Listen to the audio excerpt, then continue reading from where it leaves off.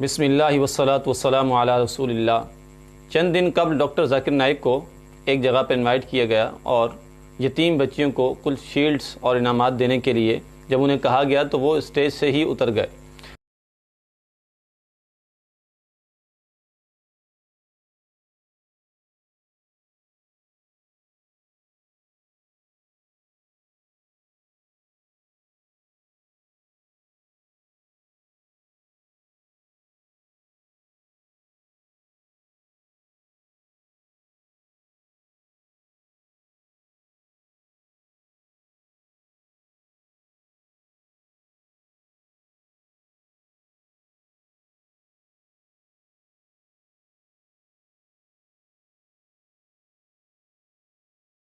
جب ان سے وجہ پوچھی گئی تو انہوں نے کہا کہ یہ بچیاں میرے لیے نامحرم ہیں، تو نامحرم بچیوں کو میں شیلڈ نہیں دے سکتا۔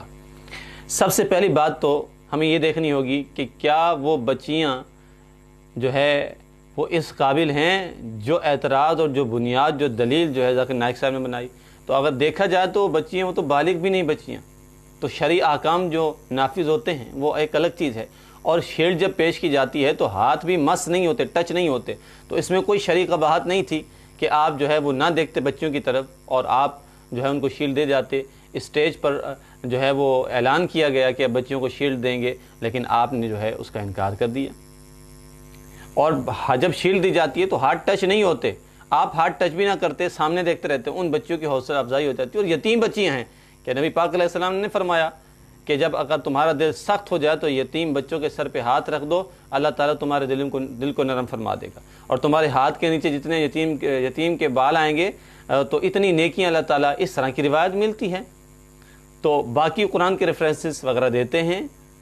لیکن یہاں آ کر یتیم کے متعلق جو قرآن کی آیات نازل ہوئی ہیں وہ آپ کو نظر نہیں آئی۔ میں سمجھتا ہوں کہ یہ ڈاکٹر ذاکر نائک کو اس طرح کا عمل نہیں کرنا چاہیے تھا۔ آپ پاکستان آئے ہیں، آپ کو ویلکم، موسٹ ویلکم، لیکن یہ طریقہ کار درست نہیں ہے۔ جبکہ ہم دیکھتے ہیں کہ دوسری طرف ایک غیر محرم، وہ بچیاں تھیں جن کو شیلڈ دینی تھی، ایک غیر محرم عورت کے ساتھ بیٹھ کر وہ پوڈ کاسٹ کر رہے ہیں، وہ پروگرام کر رہے ہیں، تو یہاں پر آپ کی شریعت کا عمل، آپ کا عمل پیرا ہونا یہاں کہاں گیا تھا؟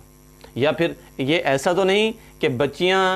جب آپ پوسٹ کاسٹ کر رہے تھے اس عورت کے ساتھ تو پردے کے احکام نازل نہیں ہوئے تھے، نعوذ باللہ من ذالک، اور جب بچیوں کو شیلڈ دینے کی باری آئی نعوذ باللہ من ذالک کیا پردے کے احکام نازل ہو گئے؟ پردے کے احکام نازل ہونے کا مرحلہ وہ گزر چکا نبی پاک علیہ السلام کی ظاہری حیات طیبہ کے اندر، تو کوئی شرعی قباحت اس میں نظر نہیں آئی، بچیوں کی حوصلہ افزائی ہو جاتی۔ اور جن لوگوں نے پروگرام جو ہے وہ سجایا تھا وہ اور آپ کو خاص طور پر انوائٹ کیا تھا،